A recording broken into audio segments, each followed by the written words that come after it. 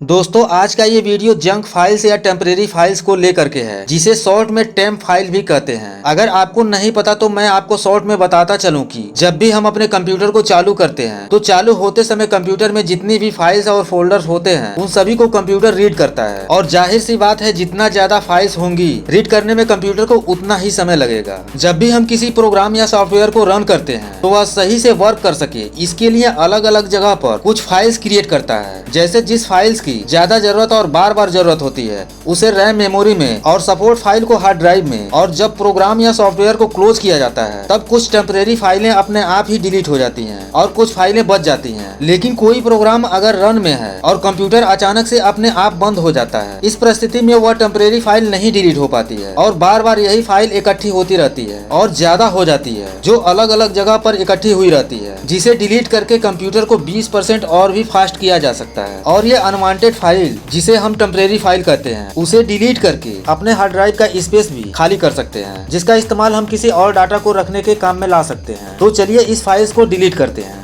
इसे आप विंडोज 10 और विंडोज 11 दोनों में ही सेम तरीके से कर सकते हैं। सबसे पहले तो स्टार्ट पर माउस का दायां बटन क्लिक करके रन में आना है। आप Windows plus R button keyboard में प्रेस करके भी रन को ओपन कर सकते हैं। रन में आने के बाद प्रीफेच PREFETCH लिखकर कीबोर्ड में एंटर बटन प्रेस कर देना है या फिर ओके पर क्लिक कर देना है। प्रीफेच फोल्डर में सभी फाइलें प्रोग्राम की सपोर्ट फाइलें होती हैं। आप देख सकते हैं कि ज्यादा फाइलें हैं जो कि कहीं न कहीं हमारे स्पेस को लेकर रखी हैं। इन सभी को सेलेक्ट ऑल करके कीबोर्ड में shift plus delete button press करके डिलीट कर देना है। Shift plus delete button press करके डिलीट करने पर ये फाइलें रिसाइकिल बिन में नहीं जाती हैं। ये फाइलें परमानेंटली ही डिलीट हो जाती हैं। यहाँ पर जितने भी टेम्परेरी फाइलों को डिलीट करना है सभी को ऐसे ही डिलीट करना है। कुछ फाइलें अगर नहीं डिलीट होती हैं तो उसका कारण ये होता है कि जरूर कोई ना कोई प्रोग्राम बैकग्राउंड या कहीं पर रन में है। इसके लिए उस प्रोग्राम को क्लोज करना होता है या फिर पीसी को रिस्टार्ट करके भी दोबारा से यहाँ पर आके डिलीट कर सकते हैं। या फिर 3-4 फाइलें अगर बची हैं तो आप उसे स्किप भी कर सकते हैं।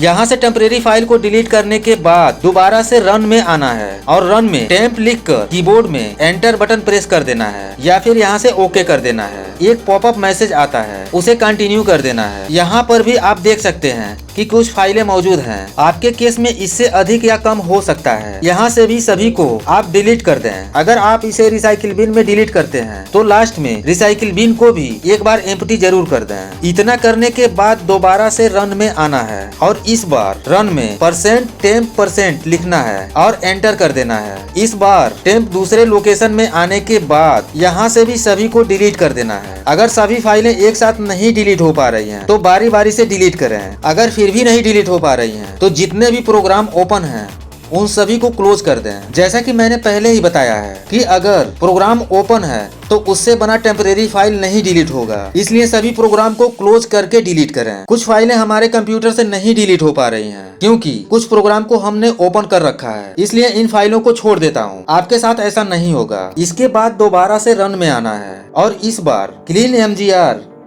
लिखकर ओके कर देना है। यहाँ से C ड्राइव का जो सिस्टम टेम्परेरी फाइलें होंगी उसे क्लीन करने के लिए सभी को चेक मार्क करके ओके कर देना है और डिलीट पर क्लिक कर देना है।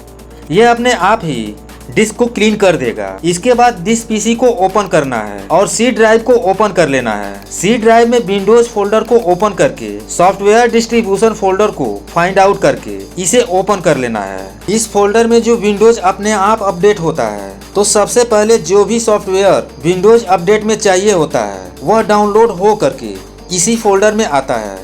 इसके बाद जब हम पीसी को रिस्टार्ट करते हैं तब वह सॉफ्टवेयर इंस्टॉल होता है और इंस्टॉल होने के बाद भी सेटअप फाइलें इसी में बचे रह जाते हैं, जिसका कोई भी काम नहीं है। ये सेटअप फाइलें तभी डिलीट होंगे जब हमारा विंडोज अपडेट स्टॉप होगा। विंडोज अपडेट स्टॉप करने के लिए सर्च बार में सर्विसेज लिखकर सर्विसेज को ओपन कर लेना है। उससे पहले ध्यान रहे कि हमारा इंटरनेट डिस्कनेक्ट रहे।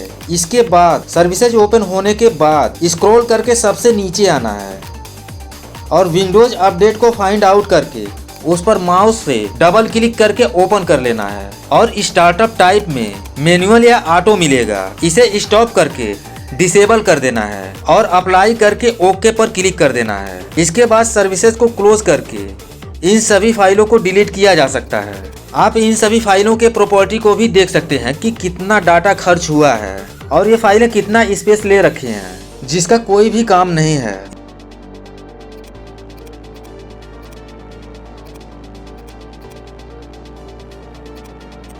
इन सभी फाइलों को डिलीट करने के बाद लास्ट में सर्च बार में स्टोरेज लिखकर स्टोरेज सेटिंग को ओपन कर लेना है और टेम्परेरी फाइल्स पर क्लिक करके टेम्परेरी फाइल्स में आ जाना है और डाउनलोड को छोड़ के सभी को चेक मार्क करके रिमूव फाइल्स पर क्लिक कर देना है।